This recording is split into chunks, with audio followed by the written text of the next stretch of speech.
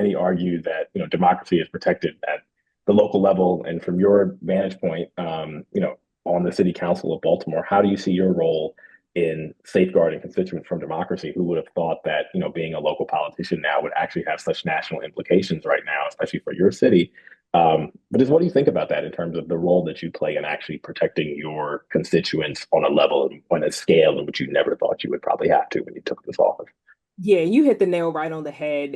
I never thought that I would see a time in the United States where we are combating fascism and authoritarianism within our city councils. So many people think about democracy and they think about the halls of Congress, they think about the Supreme Court, but they don't realize that democracy lives and breathes within our neighborhoods, at our community meetings.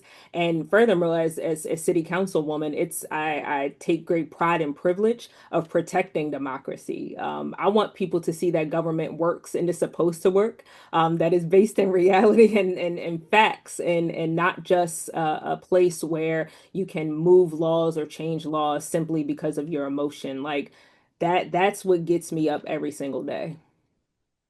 I really love how you just answer that about just government is made in facts because we see a lot of we've seen, especially since Noah and I have started this podcast in 2016 when that man first approached office.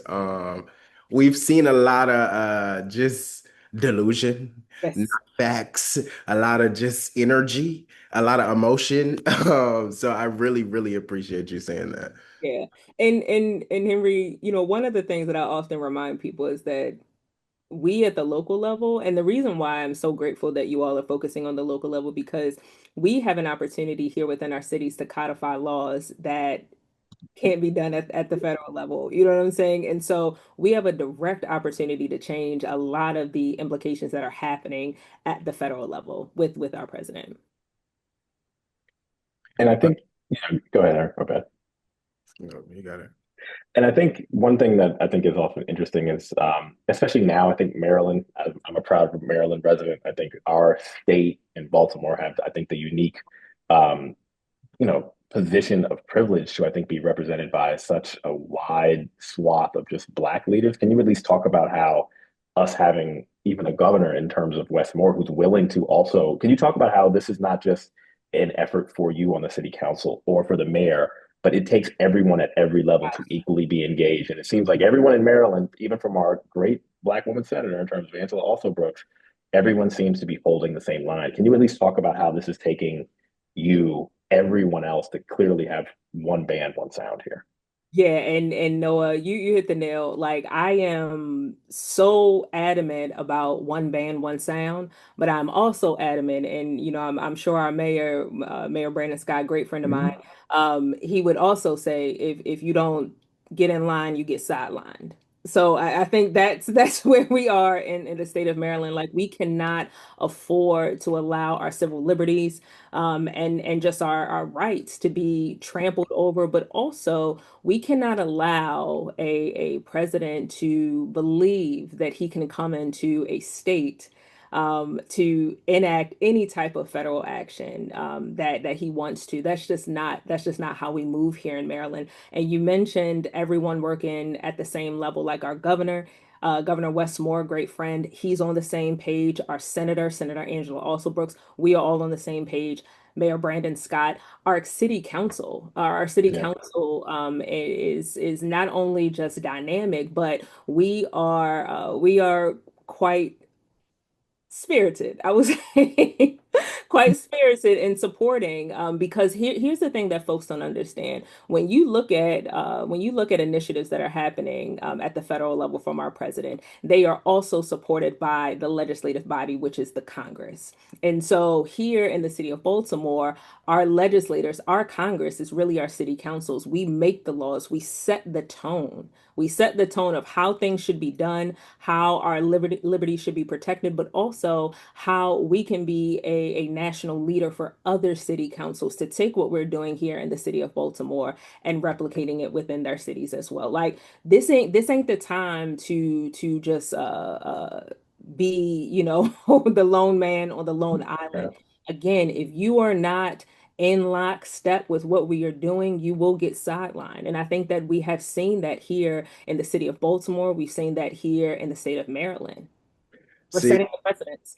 I love that for y'all because I used to be a Maryland resident. However, I done came back home to Georgia. And in Georgia, Atlanta A little politics different. is way different than Georgia politics. Very different. It's But not but one band, y'all one got good sound people. down here. Yeah, but y'all got good people. One of my sheroes, and I often share with people, one of my sheroes, Stacey Adams, Mhm. single-handedly transform Mm. Democratic politics in the state of Georgia. And I hope to meet her one day, just putting it out there because y'all gonna be big that everybody gonna see you. I would love to meet her one day because, when we look at when we look at the resistance to fascism and authoritarianism, Stacey Adams comes to mind, but it comes to mind in a very strategic and very scalpel-like way that most didn't even pick up what she was putting down when she was doing it. And like I really, really like I agree with you. I feel like in Georgia, Stacey came and she really hit the ground. She didn't focus on what a lot of I think politicians from Georgia or the city of Atlanta do. They focus on the city. She went to the rural areas and she hit the ground and she's still her nonprofit organization Fair Fight is still active, especially with this governor race coming up, because we see that Kemp recently deployed troops Yeah. to DC, and that's not something we stand for. So, like, to not transition, but just move the conversation a little further. How do you think, like, how do you, as a city council person, balance, like, giving constituents hope and faith that, oh, I should vote for this person and I can believe that this person is actually going to deliver on the promises that they've put forth, considering we are in a broken system. Kamala Harris said it herself. How would you speak toward that?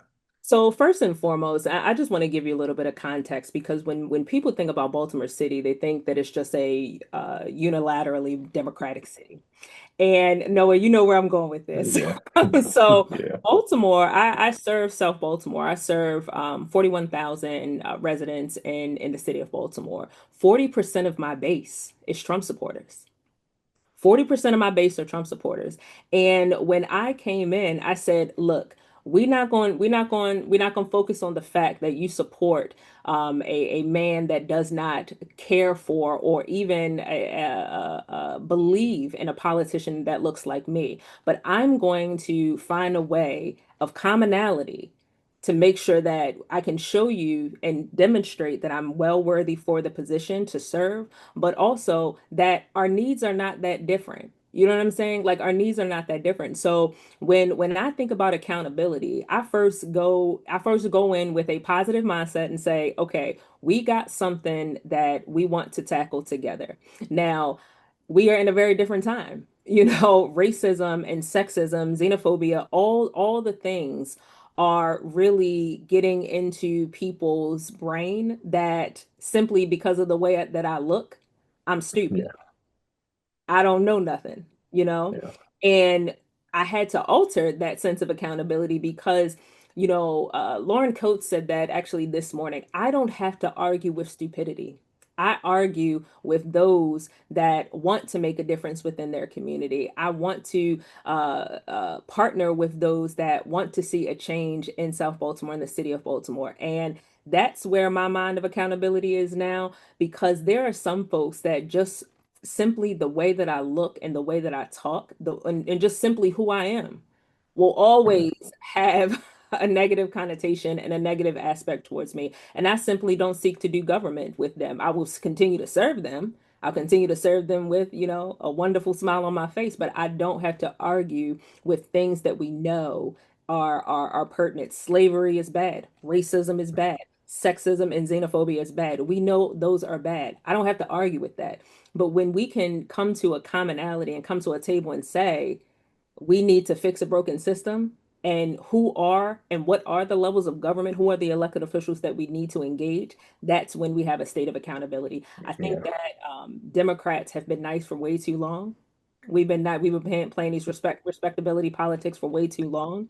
And I just don't I and I mean I look a certain way. So people are like, oh my God, she's so nice. But But I will take it there. You take it further. I'll take it further. And it's an Yeah. opportunity for us to really put the line in the sand that in this Democratic Party, this new Democratic Party of leaders that are coming up, we will not stand for it. Because here's the thing that I don't believe that people understand. When you allow one thing, when you allow rights to be taken away for one audience, one demographic, they are coming for you. They are severely coming for you. Those are the tenets of white supremacy that many people do not look at.